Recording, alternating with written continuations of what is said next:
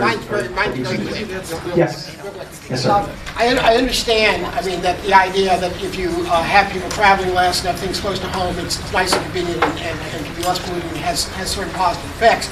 But one of the problems with the plan, of which I've been reading parts of it, is that you, for example, you recently increased the diesel truck requirements, the pollution requirements. You want to increase pollution requirements on cars. All these things have impacts on businesses, and some of the hostility toward single-family houses as a result of builders being forced to build multiple family dwellings and losing money on those properties. So my question is very simple: is there anything anywhere in the plan that looks at the impact upon businesses and jobs in the state without mandating all these requirements? Do you have that is that part of the plan or not? Aaron, do you want to take a minute to...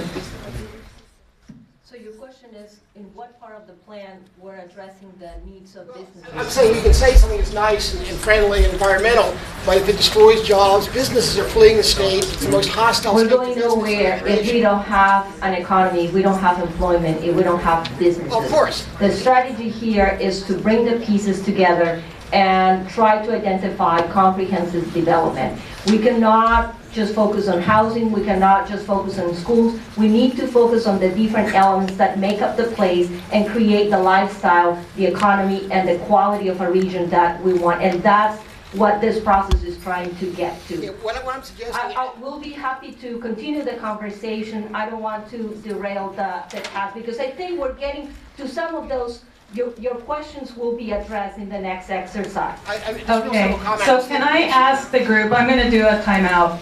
I have a daughter that just turned 5 and we're still doing timeouts. Maybe when she gets to 6 we won't have to do timeouts anymore. So timeout group, there are questions. We can continue to pause and respond to those, or we can move along because we do have some really interesting things that we want to show you and we want to make sure you have a chance to talk. How many of you would like us to move along? Can I see a show of hands? Okay, we're going to move along.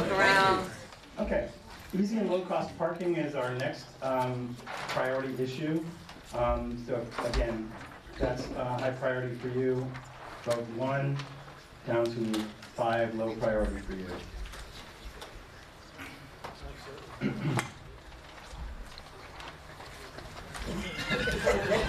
Again, we're not talking about how all these things will be accomplished. Is this an important thing to you relative to the other things that we've been talking about?